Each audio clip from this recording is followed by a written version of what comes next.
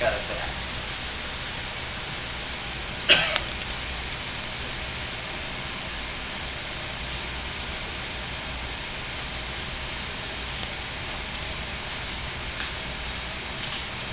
Intro, you could have watched it. Huh? The intro, you could have watched it. I know, but I don't want to keep Oh. recording now, I think.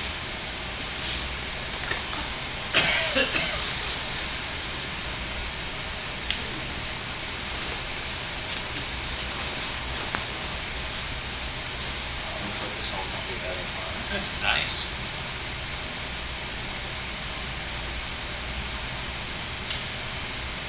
No, it's about Douglas School. Anything you want to do is fine with me. The engine finds good with it. Yeah. That's the one that's new expired already. Is that right? Yeah, 1930. Just did that one.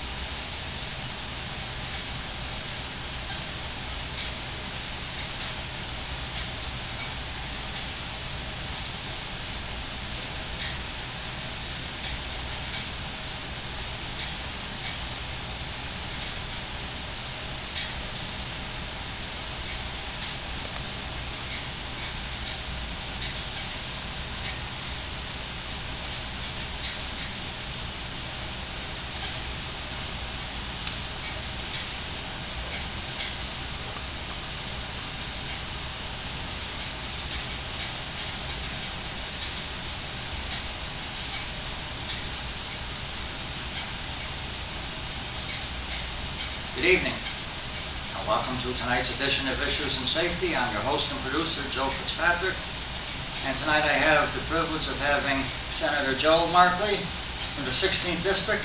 Good to see you, Joe. Good to see you too, Joe. Been talking about it for a few months up at the inauguration, and we're trying to get you booked.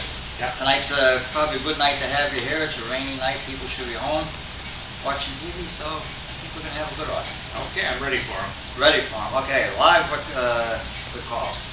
Okay, before we start, tomorrow morning, 11 a.m., you're going to have the ribbon cutting ceremony and a walk-through grand tour of the Duggan School that was recently renovated. They put a big addition on, and they renovated it, and the public is going to be able to go through it and see what it looks like. It looks nice from the outside. I hear on the inside it's a little bit different. Some bricks were removed. The old bricks that they did have were removed, and they didn't put them back. They put back just to the old red bricks, the original place. We'll see tomorrow. And the front doors, they don't open anymore. They got them covered.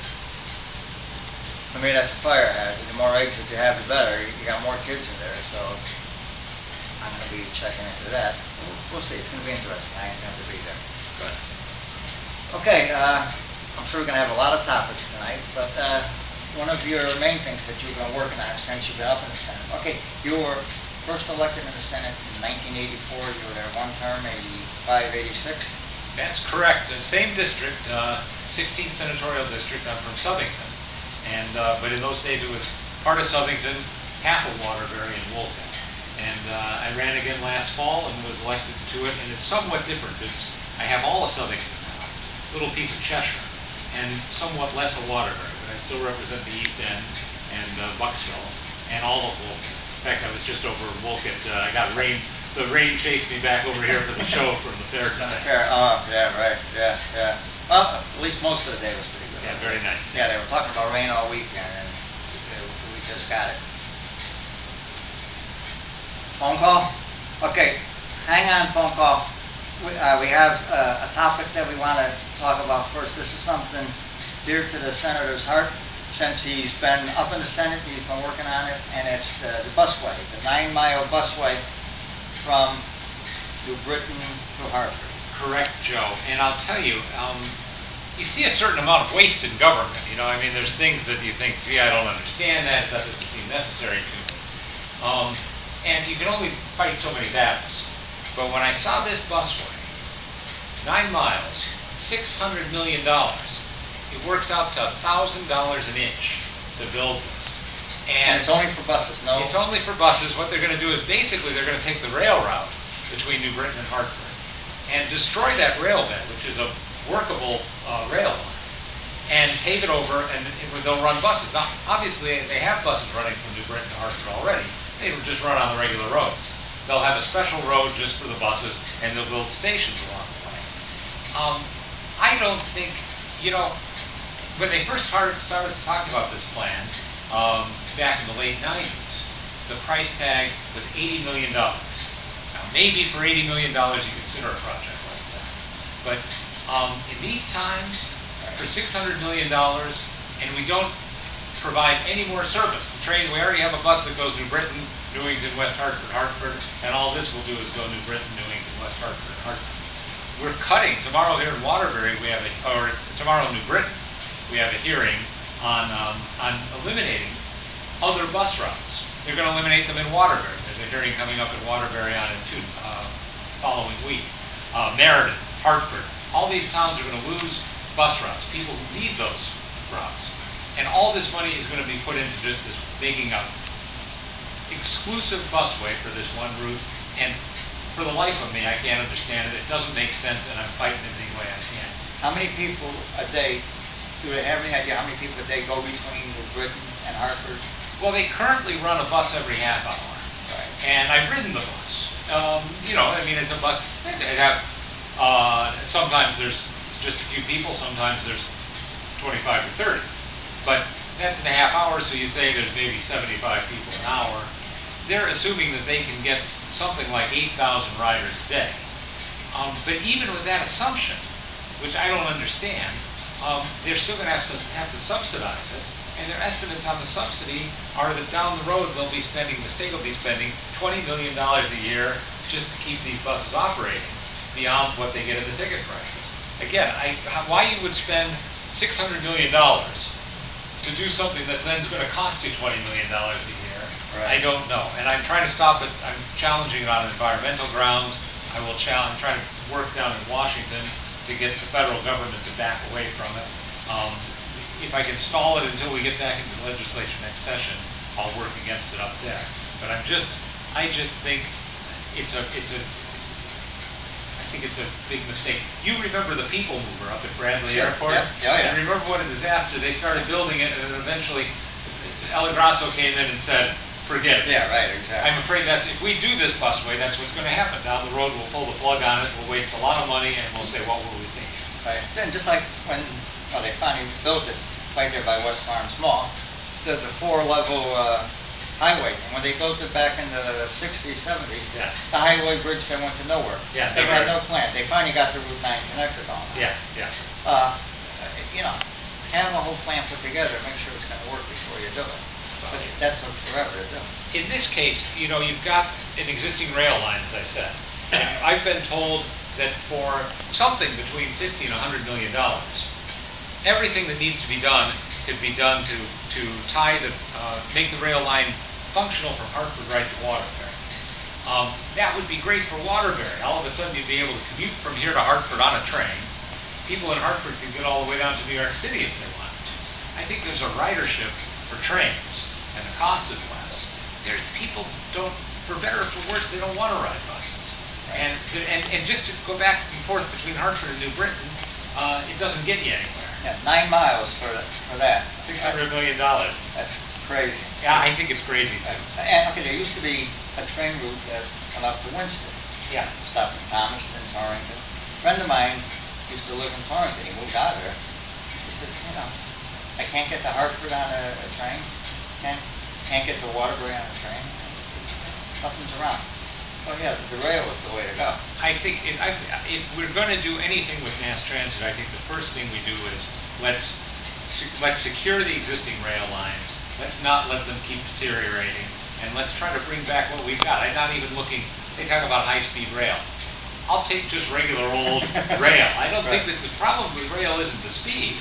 It's actually having service. Yeah, functional rail. Right. Yeah. Okay, we have a call. Let's take this call. Great. Good evening, caller. Hey, this is Stephanie. Hey, Stephanie. I completely agree with them about the train. All right, more buses, more emissions, more gas, it's crazy. But my basic issue is the roads that I live on. If it was the middle of winter, this road is technically not owned by anybody. It used to be owned by a private family. We're supposed to be unit number 4, but we're a house. My hydrant has not been opened up since I've been here, which is 11 years. I don't know if it works, and if it was the middle of winter, swear to God, fire truck, maybe even an ambulance could not make it up it. And, you know, the mayor and all agrees there is a problem, but I would just like somebody to address it before we have a winter like last winter when a fire truck, if it got up here, couldn't even turn around and go back down. Okay, Joe, I was up at a house. She called me because I do fire hydrant updates. And it's listed as a city street. It has utilities on it. There are two hydrants. They're regular city hydrants, but the city doesn't recognize them. They consider it a private road. So, like she said, they're in the middle of the brush. They've never been tested. They don't get their street plowed in the winter. These 8 houses have to chip in and pay for the plowing. Now, how long is this street like this? About a half mile long? Oh, yeah, easy. Right. Problem is, the gentleman that used to plow it just had his house foreclosed on. And it's empty now, and I don't know who's going to plow it this year. And you don't get garbage pickup in the city, right? We get garbage, but we have to get it down to the bottom of the street. Right. Okay, it's up in Eastbound. And what's the city say about it? Are they trying to figure it out, or do they say they can't? They're trying to figure it out, but it's been 11 years, but it's a long time figuring. Well, You know where Our Lady of Lebanon Church is? yes, of Okay, course. it's right before that. All right. Yeah. And all the houses have the same number, Yeah. but she has a regular ranch house. I would invite you, if you'd like to call my office, it's 800-842-1421. You're welcome to give me a call tomorrow. I'll be up there in the afternoon. If you call in the morning, you'll get my aide, who's absolutely excellent, named Pam. But ask for Joe Markley. They'll connect you with Pam and tell her what's going on. If I have the information, I can talk to the mayor. The mayor and I've always liked the mayor. He drives right by her. He lives up the street. Al, I've known him for 20 years, and I've always been a fan of his, and now he's actually on my side. now that he's switched parties, so I can be officially a fan of the mayor. But I'd be happy to look into it for you and do the best I can. I know how frustrating these bureaucratic situations are. Right. And in a lot of cases, people are doing their best, but they're under rules. But if it's a case where there's something I could do to rattle a cage, I'd be happy to. Oh, yeah. Well, that was phase 3 is the problem because no one owns it. The people that built the road are no longer around. Yeah. We do not own the road. The city should take it over. Exactly. Somebody's got to take it over, and there has to be a procedure for that because such things happen before. It's funny. I live on a piece of property in Southington that my family has had for, I think they got it from the Indians. I mean, they've had it for a long time. Just a small lot, but it was the last bit of what was once more property. And just in the last few years, at one time, Southington had planned to build some roads they never built. And there was a question of right-of-ways and so forth, and we went to the town with the neighbors, and they said, okay, well, we'll just assign the property back to the people that live adjacent to it, because nothing was ever built, and this was, it was subdivided 80 years ago. Right. So there has to be a procedure, and if I can help you find out the right person to talk to, or just encourage somebody, I'd be happy to. Yeah, well, we pay for our streetlights, we pay for the hydrant use. The hydrant has been open. Still knows all about it. Yeah. And I'm sure he'll give you the information how to get a hold of you because he's good about that. Right, Doug? Oh, yeah.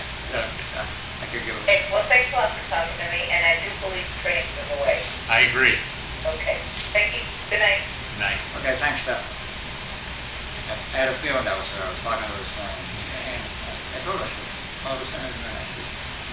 That's your district too, right? You know, it's not anymore. That's now in That's Joe East Markley. Mount. But it's not, well, it's East Mount. Yeah. Yeah, it's Okay. down, it used to be part of my district. Right. Now I don't have that part. I don't think I've got that part. But, it doesn't matter. Yeah, I mean, right. it's Waterbury. I feel like Right. it's not, I'm not worried about which side of the line you're on if you're in the city. Right, exactly, yeah. Okay, let's get into the budget. Sure. We finally got a budget now. Yeah. The unions finally agreed to the concessions. You think it's gonna be a balanced budget, or? I think it's a mess already. I mean, I think this is a case where, from the moment this thing was passed, it wasn't going to be in balance. We've got this concession package that depends on a lot of numbers that the nonpartisan Office of Fiscal Analysis up in Hartford has said don't make sense to them. A lot of the savings in the package are kind of wishful thinking. And even with all that, we are just about to bump up against our constitutional spending limit next year. I think we've solved nothing. We made a deal with the unions that means that they can't do anything more in the way of layoffs or restructuring of government. I didn't like that No. 4-year no layoff. No. The economy is in the tank, and it's only gonna get worse. And to give them 4 years that we can't lay you off, Well, I mean, I didn't like that. I really believe, you know, one thing I'd say is, first of all, state employees, town employees, they're our fellow citizens like everybody else. Right. There's nothing wrong with them, and there's nothing wrong with them trying to get the best deal they can. Anyone would do it. And the state employees did get it. And exactly, and I mean, it's not a matter of being down on them, and I think, and they're like anybody else, there's good ones and there's bad ones, that you're gonna find anywhere in the world too, fine. But Malloy came in saying, we have to find savings, we have to restructure state government. He did this big thing of saying, I'm gonna take however many it was, 84 departments and 57. yeah, whatever. Well, I was on appropriations and I saw what they were doing. All they did was they took 3 existing departments and pushed them together and gave them a new name. And they didn't eliminate anything, they didn't find any efficiencies. To my mind, there's no point in consolidating unless you can make the system more efficient. And I wouldn't have done the consolidation at all until the efficiencies have been identified. I mean, in other words, find them when you push them together. Don't push them together and then come to say, oh, next year we'll try to find some savings. But now what they've done is they've said, well, we're not going to do any layoffs, so we're not going to find any places where we can eliminate positions. I just feel like he's not only haven't we solved the problem, but in some ways we've tied our hands. We're going to be back next year, and we're going to have another crisis just like we were in this year. And until we face up to this recovery, if it is a recovery, we're not getting back quick. We've got many tough years ahead of us.